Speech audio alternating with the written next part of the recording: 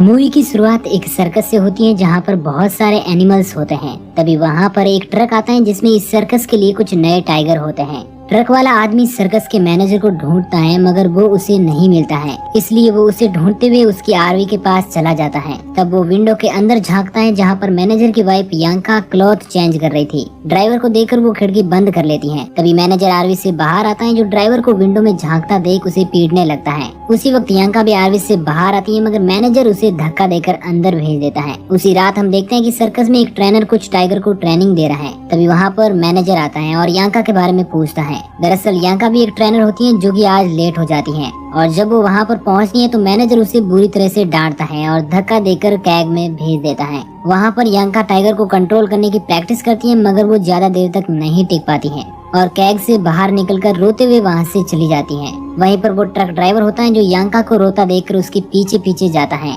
यांका उसे देखकर टूट जाती है और उस ड्राइवर को किस करने लगती है मगर तभी वहाँ पर मैनेजर के आने की आहट होती है, इसलिए ड्राइवर वहाँ से भाग जाता है। मैनेजर वहाँ पर आता है और वो यांका को पीटता है और उसके बाद वो अपने केबिन में जाकर काम करने लगता है। कुछ ही देर बाद उसे बाहर से कुछ अजीब सी आवाजें सुनाई देती हैं। जब वो बाहर जाकर देखता है तो वो पाता है कि किसी ने एक टाइगर को बुरी तरह से मार दिया है। अब सर्कस के सभी कर्मचारी उस टाइगर किलर को ढूंढने लगते हैं। वहीं दूसरी ओर हम देखते हैं कि यांका अपनी केबिन में सो रही थी और तब विंडो से एक अजीब सी स्टिक आती है जो यांका के प्राइवेट पार्ट में छेड़छाड़ करती है और उसकी वजह से यांका जग जाती है मगर वो कुछ भी समझ नहीं पाती है कि उसके साथ हुआ क्या था। नेक्स्ट मॉर्निंग जब वो जगती है तो उसकी तबीयत काफी खराब हो जाती है और इसलिए वो चेकअप के लिए हॉस्पिटल जाती है, जहाँ पर रिपोर्ट के थ्रू उसे पता चलता है कि वो प्रेग्नेंट है। इस चीज को जानकर वो काफी डर जाती है क्योंकि उसका हस्बैंड उसे बहुत ज्यादा टॉर्चर करता है, इसलिए वो मैनेजर के डर के कारण वहाँ से भागने का प्लान करती है और वहाँ से निकल जाती है। अब उस बात को 1 महीना हो चुका है और हम मैनेजर को देखते हैं जो कि यांका को ढूंढ रहा है और ढूंढते ढूंढते उसे यांका का एड्रेस मिल जाता है और जब वो उसके घर जाकर उसे देखता है तो वो काफी ज्यादा खुश होता है और वो यांका को किस करने लगता है मगर यांका उसके पेट में चाकू मार देती है जिससे वो नीचे गिर जाता है और जैसे ही वो उस पर दूसरा वार करने वाली होती है उससे पहले रुक जाती है। अब हमें एक आवाज सुनाई देती है जो यांका को मैनेजर को मारने के लिए फोर्स करती है और कहती है कि अगर तुमने इसे नहीं मारा तो मैं तुम्हें बहुत ज्यादा हर्ट करूंगा, लेकिन वो उसकी बातों पे ध्यान नहीं देती है और सुबह होते ही सबसे पहले वो अपनी बॉडी पर लगे ब्लड को साफ करती है। तब उसे फिर से अपने पेट से आवाज सुनाई देती है जो उसे मैनेजर को मारकर उसका खून पीने के लिए कहती है, लेकिन अभी तक यांका ऐसा करने से खुद को मना करती है और तंग होकर खुद को ही मारने की कोशिश करती है मगर वो एलियन बेबी उसे बहुत ज्यादा हर्ट करता है, इसलिए वो मैनेजर को मार देती है और अपना सामान पैक करके वहाँ से निकल जाती है। रास्ते में उसे एक बेहोश पड़ा आदमी मिलता है जिसे देखकर वो एलियन बेबी यांका को उसे भी मारने के लिए कहता है मगर यांका किसी निर्दोष की जान नहीं लेना चाहती थी, इसलिए वो सुसाइड करने के लिए पानी में कूद जाती है मगर इस बार भी वो अपने आप को मारने में असफल हो जाती है और पानी से बाहर आ जाती है। तब वो उसे एलियन बेबी कहता है कि मैं कोई मॉन्स्टर नहीं हूँ बल्कि मैं भी बाकी बच्चों की तरह ही नॉर्मल हूँ और मैं तुम्हारी कोख से जन्म लेना चाहता हूँ और अब से मैं तुम्हें कभी भी हर्ट नहीं करूंगा। अब यांका वहाँ से खड़ी होकर आगे निकल जाती है। तभी एक ट्रक आता है और उसका ड्राइवर यांका से लिफ्ट के लिए पूछता है। यांका ट्रक में बैठ जाती है। तब वो ट्रक ड्राइवर बातों ही बातों में यांका के साथ फ्लर्टिंग करने लगता है मगर यांका उसे कोई खास रिस्पॉन्स नहीं देती है। आगे जाकर वो ड्राइवर ट्रक को एक पेट्रोल पंप पर रोकता है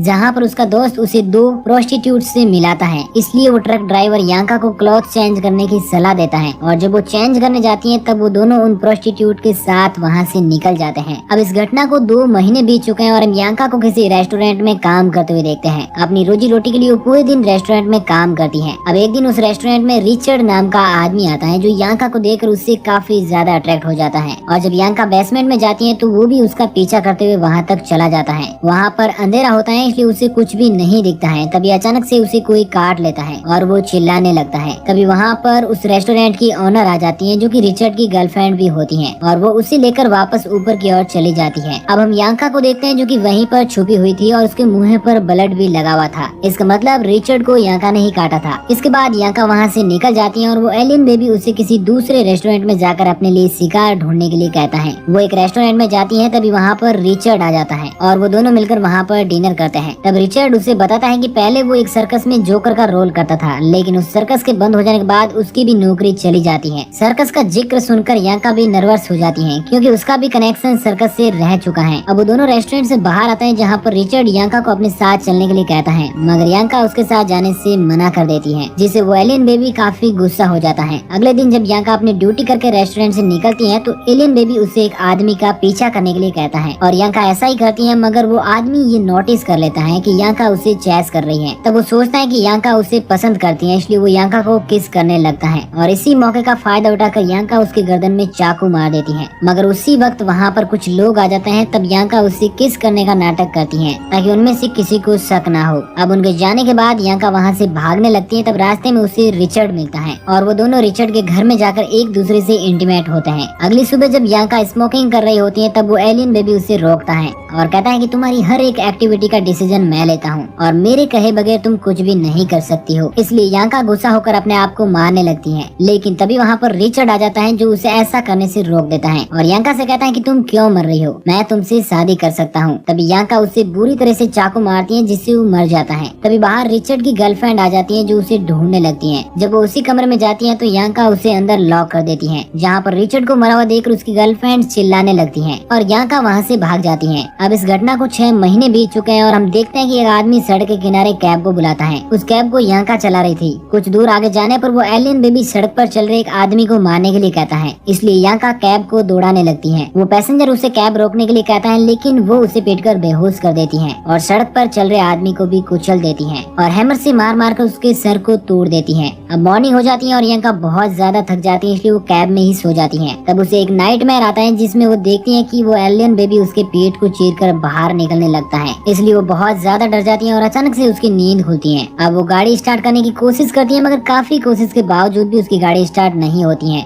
इसलिए वो इंजन चेक करती है। तभी वहाँ पर एक मैकेनिक आ जाता है जो उसकी हेल्प करता है, मगर अचानक से यांका की हालत और ज्यादा खराब हो जाती है, इसलिए वो मैकेनिक गाड़ी को रोककर उसे हॉस्पिटल ले जाने के लिए कहता है। जब यांका को होश आता है तो वो गाड़ी को रोकने की कोशिश करती है, जिसकी वजह से गाड़ी अनबैलेंस होकर टकरा जाती है, जिसमें उसका ड्राइवर मर जाता है, लेकिन यांका अभी भी सही सलामत होती है। जब वो वहाँ से खड़ी होकर जाने लगती है तो वो एकदम से बेहोश हो जाती है और होश आने पर वो देखती है कि उसके पास एक ओल्ड लेडी है जो उससे उसके बच्चे के बारे में बात कर रही है। अब यांका उससे टेलीफोन मांगती है और जब वो ओल्ड लेडी उसे टेलीफोन देती है तो वो उसी की वायर से उसे मार देती है और खिड़की से निकलकर पास ही के पार्क में चली जाती है, जहाँ पर वो एलियन बेबी से बात करती है और कहती है कि तुम तो पैदा होते ही मर जाओगे क्योंकि यहाँ का एनवायरनमेंट तुम्हारे लायक नहीं है। तब वो बच्चा कहता है कि अगर मुझे रहने के लिए समुद्र मिल गया तो मैं मरने के बाद भी फिर से जिंदा हो जाऊंगा, लेकिन वो कहता है कि तुम मुझे समुद्र के पास मत छोड़ो बल्कि मेरे लिए ज्यादा से ज्यादा लोगों को मारो, क्योंकि उस एलियन बच्चे की ग्रोथ ब्लड से होती थी। यांका लोगों को मार मार कर बहुत ज्यादा थक चुकी थी, इसलिए वो उसे और लोगों को मारने से मना कर देती है। तब एलियन उसे एक पास में ही बने ब्लड बैंक को दिखाता है। अब यांका एक बच्चे से उसके टॉय गन छीनकर ब्लड वैन के डॉक्टर को डराती है और वैन के अंदर एक पेशेंट को चढ़ रहे खून को भी पी जाती है। अब वो उस वैन को ड्राइव करके समुद्र की ओर निकल जाती है। रास्ते में उस एलियन से पूछती है कि समुद्र में वो जिंदा कैसे रह सकता है। तब वो बताता है कि मैं वहाँ पर लंबे समय तक इन्वॉल्व करूंगा और 5000 साल बाद खुद को पृथ्वी पर रहने लायक विकसित कर मानव प्रजाति को खत्म कर दूंगा। ये सुनकर यांका हंसने लगती है। अब वो दोनों बातें कर ही रहे होते हैं कि उस पेशेंट को होश आ जाता है और वो यांका पर हमला कर देता है, जिससे गाड़ी का बैलेंस बिगड़ जाता है और एक्सीडेंट हो जाता है। वो आदमी वहीं पर मर जाता है, लेकिन यांका घायल होती है जिसे एम्बुलेंस में ले जाया जाता है, जहाँ पर उसकी भी सांस रुक जाती है, लेकिन वो एलियन उसके हार्ट को रिपेयर कर देता है जिससे वो फिर से जिंदा हो जाती है और सबसे पहले पास में बैठे कंपाउंडर को गैस मास्क लगा देती है, जिससे फटकर वो मर जाता है। वैन का ड्राइवर गाड़ी रोककर पीछे जाता है। तब यांका एक सिलेंडर से पीटकर उसे भी मार देती है। अब यांका को बहुत ज्यादा पेन होने लगता है और तभी वो एक बच्चे को जन्म देती है जो हूबहू एक इंसानी बच्चे जैसा ही होता है। तभी वहाँ पर एक टूरिस्ट आता है जो एम्बुलेंस की हालत देखकर काफी ज्यादा डर जाता है। उसी वक्त मौका पाकर यांका उसकी गाड़ी लेकर वहाँ से भाग जाती है, लेकिन आगे जाकर उसकी गाड़ी किसी प्रॉब्लम की वजह से रुक जाती है, इसलिए वो हेल्प के लिए पास ही के बने फ्यूल पंप पर जाती है, जहाँ पर मैकेनिक तो होता है मगर वो बिजी था, इसलिए यांका वहीं पर बैठकर उसके फ्री होने का वेट करने लगती है। तभी बाहर एक बस आकर रुकती है।